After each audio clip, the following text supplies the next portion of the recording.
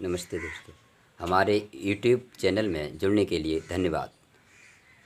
दोस्तों, आज हम बता रहे हैं कि कर्म और भोग ये दो ऐसे शब्द हैं, संसार इन्हीं पर ही चलता है।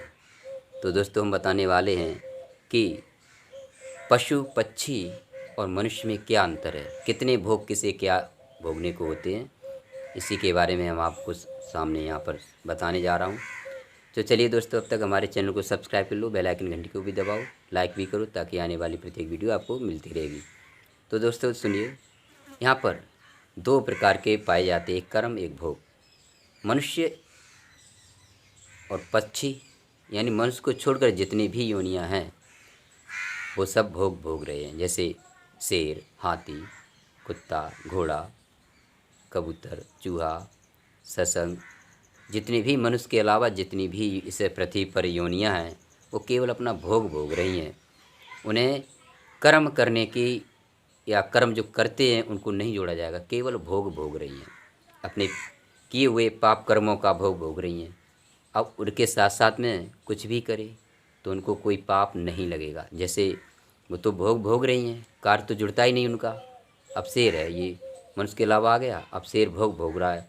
अब शेर चाहे एक मनुष्य को खा ले, चाहे 10 मनुष्यों को खा ले, 10 मनुष्यों की हत्या करके खा ले, चाहे एक को खा ले, उसे कोई इसमें पाप नहीं लगेगा। क्यों नहीं लगेगा? क्योंकि मनुष्य के अलावा जितनी भी योनियाँ हैं इस पृथ्वी पर वो केवल और सिर्फ केवल अपना भोग भोग रही हैं, वह कर्म नहीं इसमें जुड़ते आए। अच्छा, मनुष्य को कर्म और भोग दोनों हैं। मनुष्य अपने पिछले कर्म यानी पिछले जन्म का या और इससे पूरे जन्मांतरों का किए हुए कर्म का भोग भोग रही हैं। जितने भी जन्म किए हैं पिछले में अब तक नहीं भोग पाया वो तो भोग रही हैं। यानी मनुष्य अपना भोग भी भोग रहा है और नए कर्म भी कर रहा है। अगर वो नया कर्म अच्छा करता है तो उसे आगे चल के उसका लाभ मिलेगा। कुछ लाभ ऐसे होते हैं तुरंत मिल जाते हैं, कुछ ऐसे होते हैं समय लग जाता है, कुछ ऐसे भी कार्य हुआ करते हैं कि उसे आगे वाले जन्म और जन्मों तक उसे मिलता रहता है। तो यहाँ पर मनुष्य, कर्म और भोग दो हैं। मनुष्य केवल भोग भोग रहा है और कर्म भी करता है, यानी कर्म और भोग दो इस मनुष्य के अंदर हैं गुण। अच्छा, और मनुष्य के अलावा जितने भी हैं पशु पक्षी, जितने भी पृथ्वी पर रहने वाले हैं प्राणधारी, केवल अपना भोग भोग रहे हैं, उनको कर्म नहीं जोड़ा जाता, केवल भोग ही भोग रहे हैं। इसलिए शेर है और हाथी, घोड़ा, कुत्ता, बिल्ली जितने भी हैं वो किसी की भी हत्या कर दें, किसी को भी खा लें, कहीं पर किसी का भी नुकसान कर दें, उनको कोई पाप लगने वाला नहीं है, क्योंकि वो तो अपना भोग भोग रही हैं। अब मनुष्य आ जाओ, मनुष्य अपना पुराना तो पिछला भोग भोग ही रहा है, उसके साथ में नया कर्म भी जुड़ जाता है। अगर वो नया कर्म कुछ गलत करता है यानी किसी की हत्या कर दे, किसी की प्राणी की हत्या कर दे, तो उसे भोगना पड़ेगा। क्यों?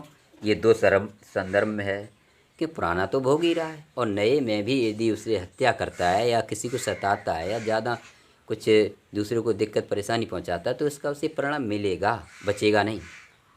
इसलिए मनुष्य को बड़े सोच समझ के चलना चाहिए, क्योंकि मनुष्य केवल कर्म भोग है और मनुष्य के लिए ही ये धरती मिली हुई है, क्योंकि मनुष्य हीरो है, सर्वश्रेष्ठ है। इसलिए बड़े सोच समझ के कदम आगे उठाना चाहिए, क्योंकि मनुष्य को कहते हैं लोग कि मनुष्य का शरीर पाने के लिए बहुत सारे यानी देवता तक भी तरसते हैं, ये भी कह देते हैं मनुष्य का शरीर पाने के लिए देवता भी तरसते हैं। इसलिए मनुष्य को बड़े सोच समझ के कार्य करना चाहिए, ताकि ऐसे हम पे कार्य न होवे, ताकि गलती हो जाए और मनुष्य को दोषारोपण या और पाप का यानी और भोग का भागीदार बन जाए, ऐसे कर्मों से बचना चाहिए। इसलिए मनुष्य के अंदर दो ही होते हैं, कर्म और भोग दोनों ही हुआ करते हैं, और मनुष्य के अलावा जितने भी हैं और वे केवल और सिर्फ केवल भोग भोग रही हैं। इसलिए मनुष्य को बड़ी सावधानीतापूर्वक समाज में चलते हुए अपनी उन्नति का प्रगति यानी रास्ता खुद ही चुनना चाहिए और आगे बढ़ना चाहिए। इसी के साथ अपने शब्दों को विराम देते हैं। नमस्ते।